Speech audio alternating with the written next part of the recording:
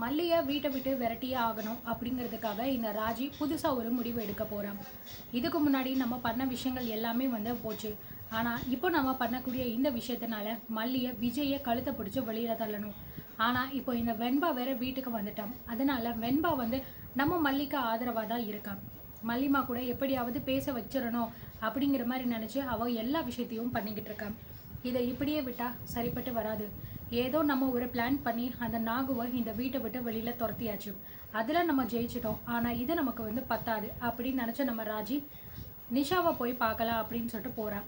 ஏன்னா நிஷாவும் பார்த்தீங்கன்னா ராஜி கூட சேர்ந்தவ தான். எப்படியோ மல்லியை வீட்டை விட்டு வெளியில் துரத்தணும். மல்லியை கொஞ்சம் கூட அவளுக்கு பிடிக்காது. அதனால் நிஷாவை நம்ம யூஸ் பண்ணிக்கலாம். அவளும் நம்மளும் சேர்ந்து ஒரு ஐடியா பண்ணி இந்த ஒரு பிளானை நம்ம எக்ஸிக்யூட் பண்ணலாம் அப்படின்னு பார்த்தீங்கன்னா இந்த ராஜி ஒரு திட்டம் போடுறான்.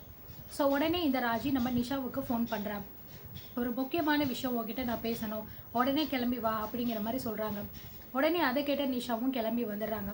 வந்த உடனே நம்ம ராஜியும் நிஷாவும் வெளியில் ஒரு இடத்துல பார்த்து பேசிக்கிறாங்க. உன்னை நான் எதுக்காக யாருக்கும் தெரியாமல் இந்த இடத்துக்கு வர சொன்னேன் அப்படின்னா, வீட்டுக்கு வந்தால் கண்டிப்பாக விஜய் மல்லி 2 பேருமே இருப்பாங்க. அது மட்டும் இல்லாமல் வெளியில் எங்கேயாவது போனால் யாராவது நம்மளை பார்த்துட்டா பிரச்சனை ஆயிடும். அதுக்காக தான் உன்னை நான் இங்கே வர சொல்லியிருக்கேன். அந்த மல்லியை நம்ம கண்டிப்பாக இந்த வீட்டை விட்டு வெளியில் துரத்தியே ஆகணும். வர வர நாளுக்கு நாள் அந்த மல்லியோட போக்கை கொஞ்சம் கூட சரியில்லை. எனக்கு என்னமோ நிச்சயமாக இப்படியே விட்டுட்டோம் அப்படின்னா விஜய் மல்லி கூட சேர்ந்துருவார். அந்த விஷயம் நடந்துடவே கூடாது. அதில் நான் ரொம்பவே உறுதியாக இருக்கேன்.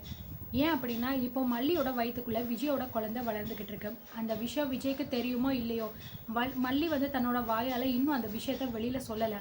வெண்பாவுக்குமே இந்த விஷயம் தெரியாது. ஒரு வேளை வெண்பாவுக்கு இந்த விஷயம் தெரிஞ்சிச்சு அப்படின்னா கண்டிப்பாக மல்லி அதுக்கப்புறம் விஜய்கிட்ட இருந்து பிரிக்கவே முடியாது. அண்ட் வெண்பா அதுக்கு அலோவ் பண்ணவே மாட்டாங்க. என்னதான் வெண்பாவுக்கு ஹெல்த்தில் பிரச்சனைகள் இருந்தாலும் மல்லிக்கு நம்பிக்கை இருக்குது. கண்டிப்பாக நம்ம குழந்தைய நம்ம காப்பாற்றிடலாம். ஏதாவது ஒரு விஷயம் பண்ணியாவது நம்ம குழந்தைக்கு உடம்பு சரியில்லாத இந்த நிலைமையிலேருந்து அவளை நம்ம மீட்டு கொண்டு வந்துடலாம் அப்படிங்கிற மாதிரி நினச்சிக்கிட்டு இருக்காங்க. ஸோ அதனால நம்ம மல்லியை இதுதான் விஜய்கிட்ட இருந்து பிரிக்கிறதுக்கு சரியான நேரம் அப்படின்னு நினச்சி, இங்கே பாரு நிஷா, நான் சொல்கிறத கவனமாக கேட்டுக்கும். அந்த மல்லி இந்த வீட்டுக்குள்ளே இருக்கிற வரைக்கும் நாம் நினச்ச விஷயம் எதுவுமே நடக்காது.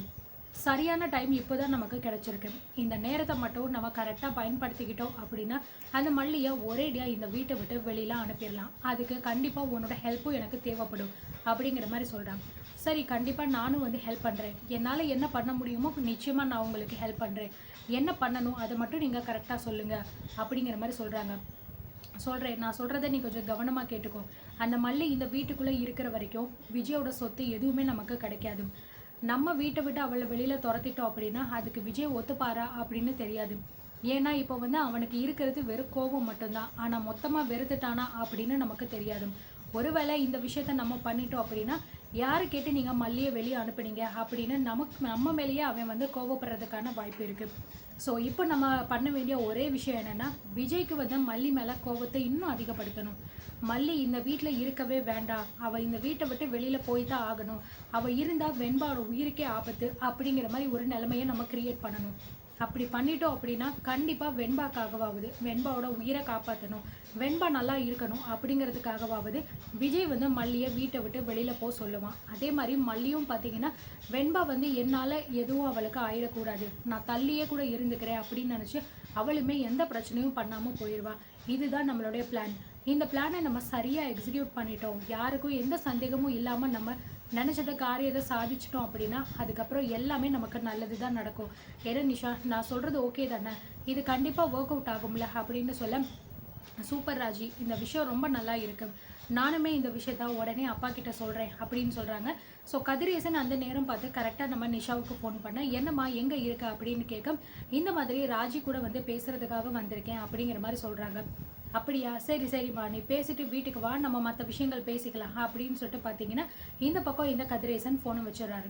என்ன சொல்கிறாரு சார் அப்படின்னு சொல்ல, இல்லை முக்கியமான விஷயம் பேசணுமா, அதனால வீட்டுக்கு வர சொன்னார். சரி ஓகே ராஜி, நீங்கள் என்ன சொன்னீங்களோ அதை நம்ம கண்டிப்பாக பண்ணிடலாம். கூடிய சீக்கிரத்தில் அந்த மல்லியை இந்த வீட்டை விட்டு வெளியில் நம்ம துரத்தியே ஆகணும். அப்போ தான் நம்ம நினச்ச மாதிரியான வாழ்க்கை நமக்கு கிடைக்கும். அதுக்காக உங்கள் கூட சேர்ந்து நானுமே உங்களுக்கு ஹெல்ப் பண்ணுறேன்.